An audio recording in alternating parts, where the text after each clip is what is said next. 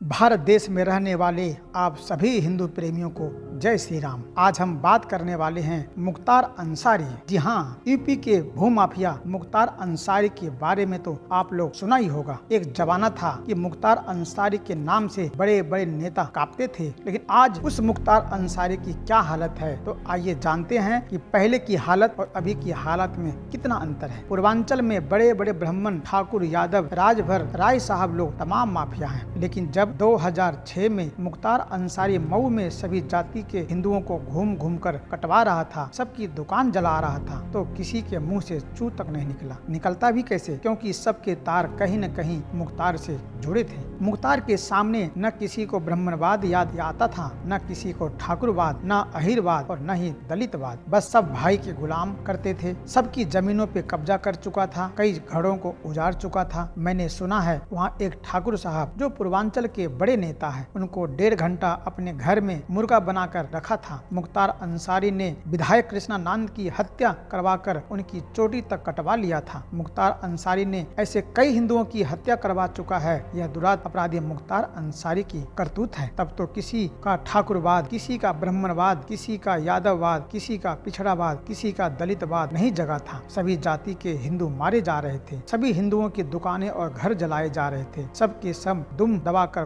कोने में खड़े थे। अब योगी के सामने सब के सब चौड़े होकर खड़े। वही हाल है, सीधे का मुंह कुत्ता चाटे। मऊ दंगे में सड़कों पर खुला खूनी खेल खेला जा रहा था, लेकिन निवर्तमान उत्तर प्रदेश सरकार मूक बधिर बनी हुई थी। प्रशासन से लेकर आला अफसरों तक किसी में भी इतनी कुव्वत नहीं थी कि मुख्तार अंसारी की जिप्सी को ब्रेक लगवा सके। ऐसे में गोरखपुर के निवर्तमान सांसद व गोरखपीठाधीश्वर योगी आदित्यनाथ ने मऊ में जाने का ऐलान किया और एक भारी भरकम काफिले के साथ मऊ के लिए निकल पड़े। दोहरी घाट पहुंचते ही योगी व उनके समर्थकों को हिरासत में ले लिया गया तथा प्रशासन की ओर से भरोसा दिलाया गया कि अब मऊ में नंगा नाच बंद होगा। सरकार दबाव में आई, मुख्तार पर कार्रवाई हुई। बस यहीं से दुश्मनी शुरू हुई थी योगी और मुख्तार की। 2008 में आजमगढ़ के डीएवी कॉलेज में हिंदू युवा वाहिनी का एक बड़ा प्रोग्राम था। योगी जी मुख्य अतिथि थे। आजमगढ़ में मुस्लिमों की संख्या व मुख्तार का प्रभाव किसी से छुपा नहीं है। योगी जी का प्रोग्राम सार्वजनिक था। मुख्तार ने योगी जी की हत्या का पूरा खाका तैयार कर लिया था। योगी जी आजमगढ़ शहर में घुसे ही कि तकिया में उन पर जानलेवा हमला हुआ, जिसमें योगी जी बाल बाल बचे। लगभग 25 वर्ष के अपने राजनीतिक कार्यकाल में हजारों आंदोलन योगी जी ने माफिया तंत्र के खिलाफ किए। ऐसे कई हमले उन पर हुए, लेकिन योगी जी ने अपने सुर नहीं बदले।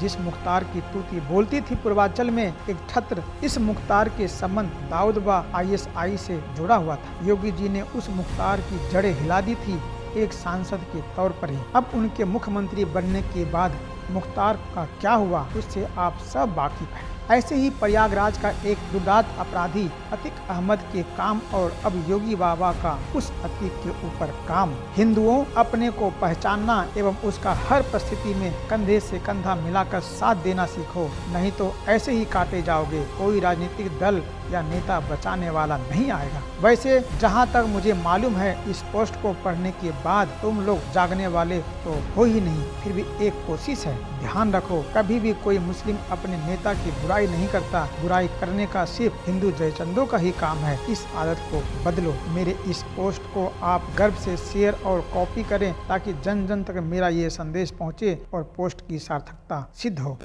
जय हिंद।